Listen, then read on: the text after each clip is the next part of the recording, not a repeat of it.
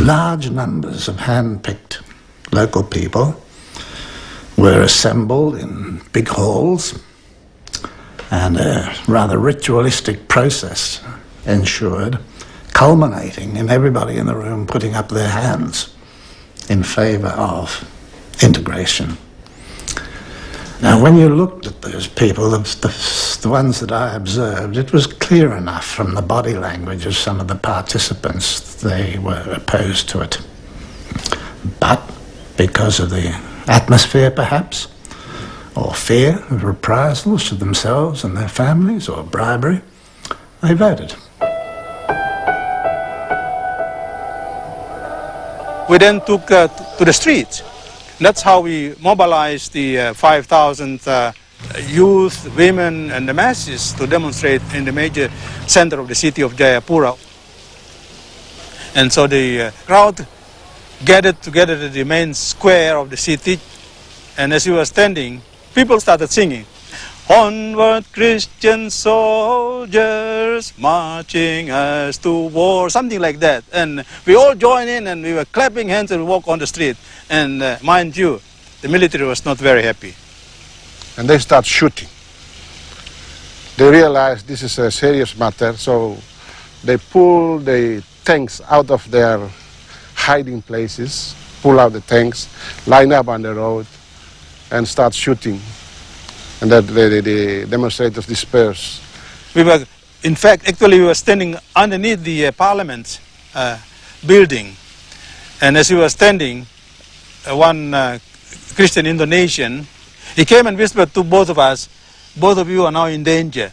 Now that you're standing in public, you will be in danger." So we left everything, nothing, just run for life.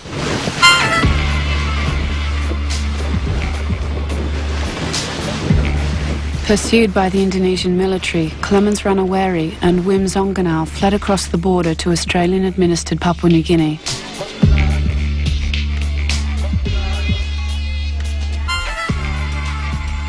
But their ultimate goal was New York and United Nations headquarters, where they planned to tell the world that the act of free choice was a farce.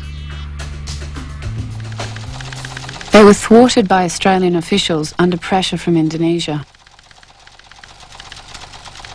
The immediate concern of Indonesia is that the early arrival of these two West Irianese at the United Nations could stimulate defiance and seriously upset the management of conduct of the act of choice within West Irian, June 1969. Zonganau and Ranaweri were forcibly prevented from travelling to New York. As we were about to board the plane, master of the Manus province, he came rolling up with a limousine type of a vehicle with the Australian flag, little flag, symbolizing the power of Australia, symbolizing the power of colonialism here in PNG then. The man looks like an authoritarian type too. So he put his hands in his hips and said, "You two guys, Zonganau and Ranaweri, you come down or I arrest you." So we said, well, we got ticket, we got everything. We are on the way to leave this country. So and then said, "You are under arrest." So policemen came, grabbed our hands, took us down. Well, the tears were dropping, and that was the end of it. The Australian authorities detained the pair on Manus Island until the act of free choice was over. Their complaints were never heard.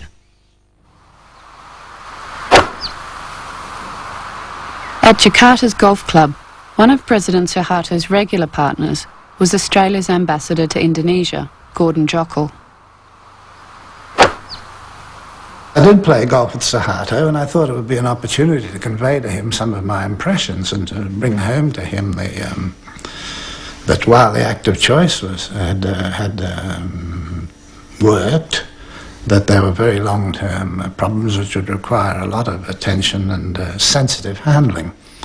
But as soon as I mentioned that I'd been there, and he's a very impassive man, But his face lit up and beamed, and he said, "Wasn't it wonderful?" He said, "the way they responded and their enthusiasm in joining Indonesia." So I just hit my next shot.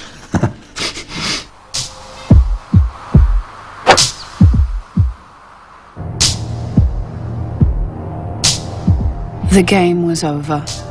West Papua was now West Irian, the 26th province of Indonesia.